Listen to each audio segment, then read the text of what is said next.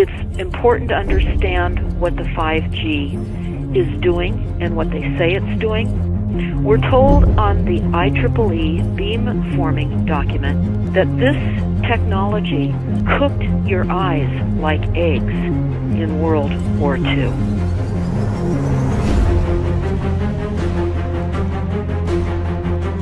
And you all need to understand these are military weapons. These are assault frequencies. If you garner nothing more than that, that's what you need to know. It's microwave radiation warfare, is what this is.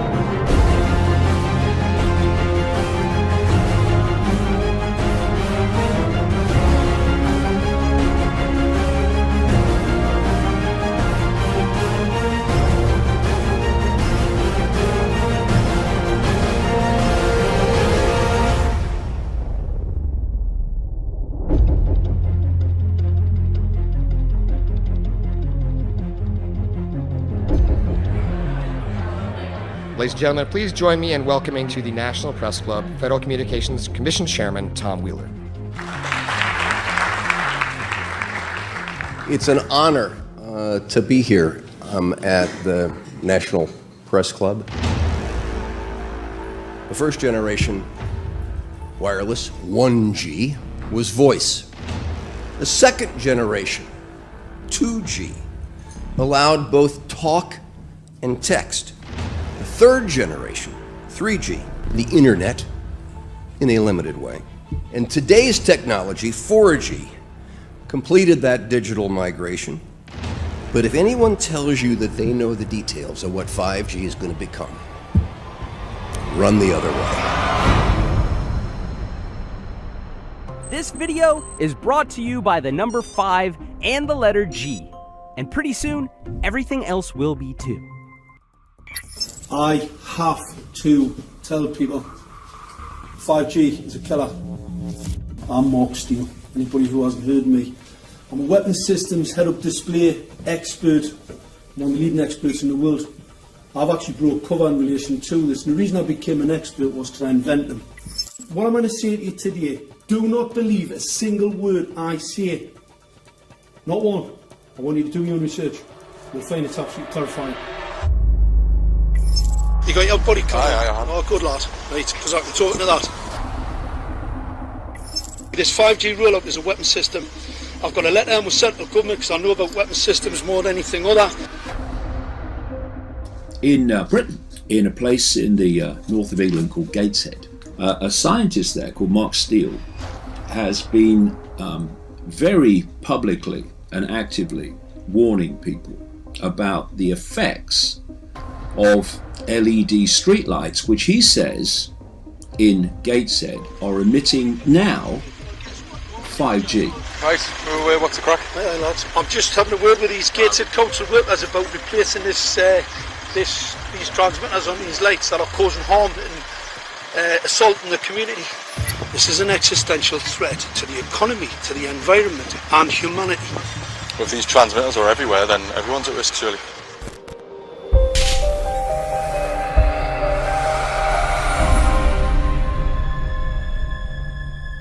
There's a lot of confusion about what 5G is. The G stands for generation. So you started off with the first transmitter system. Back in the 1980s. In the 80s, yeah. So you had 1G, then you had 2G. And as the generations moved on, you started to see more complex signal systems, cleverer pieces of antenna designs, etc., etc. So the whole thing became more data, quicker downloads, etc., etc. However, 5G is something completely different. Alright, let's get a breakdown. Let's tell the people what this really is. This is the 5G transmission device. That's a hell of a beast, that, isn't it? These are the uninsurable transmitters. Just get a good look at that, guys, because obviously I know there's quite a few experts who want to see more detail about the transmitters and the chipsets. Just have a good look, boys. This is the control management system masquerade. There's an antenna there, you see that? What is this phased array antenna here? What's that? This is for phased array, alright?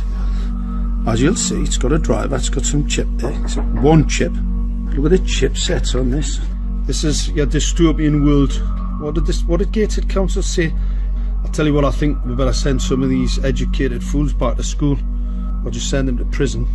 Whichever's the easiest. I think prison's probably better. Alright, that's 5G, guys. That's 5G hardware.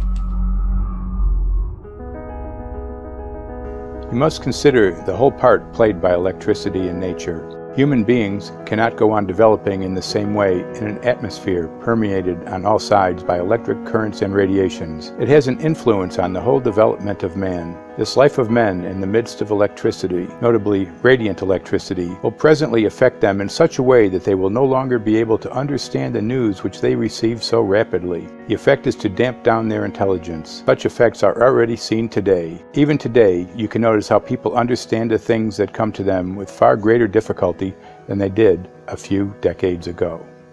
Rudolf Steiner, 1924. Rudolf Steiner noted that in 1924, since then our atmosphere has become far more permeated with electric waves of widely diverse types.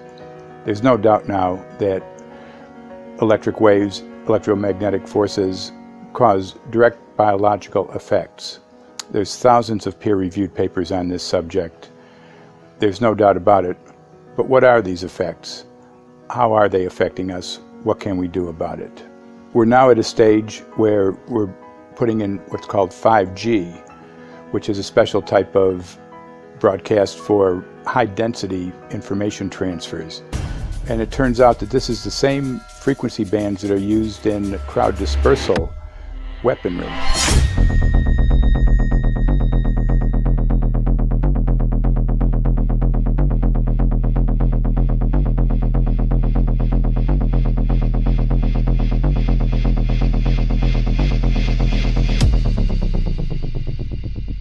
5G, first and foremost, is densification.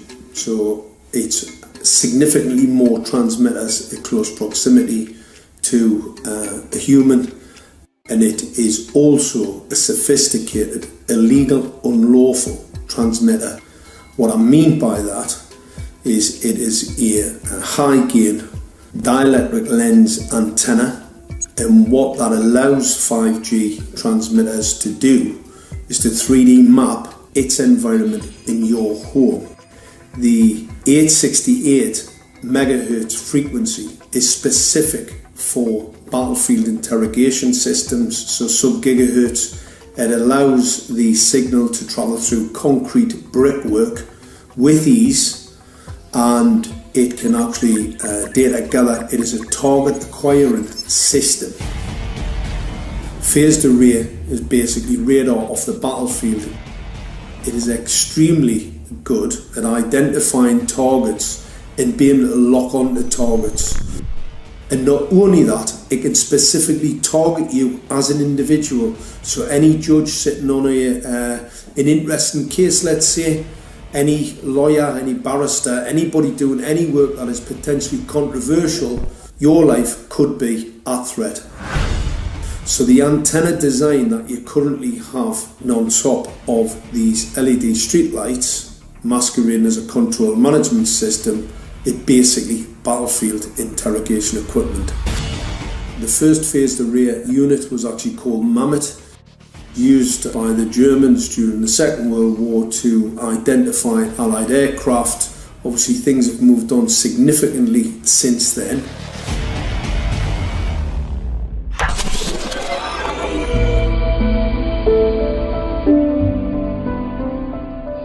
Well, I joined the Royal Navy in 1960, and I specialised in microwave warfare.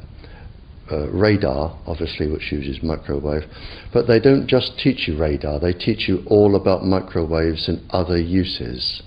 So I understood about microwave warfare and how it can damage people, how it can harm people. Microwaves then were used as weapons, as they are today. It is a perfect stealth weapon, and when governments don't like a group of people, For instance, the ladies who protest at Greenham Common in England about the American missile base they camped, they were microwaved. We microwaved Catholics in Northern Ireland to make them sick. It goes on all over the world, and it's a weapon that you don't know you're being targeted, because the dose is very, very low, which is actually more dangerous than a high dose. It's very, very low, and it may take a year or two, but you can cause neurological damage and cancers with low-level microwaves, and you can make all your opponents sick. It's a perfect weapon for a government.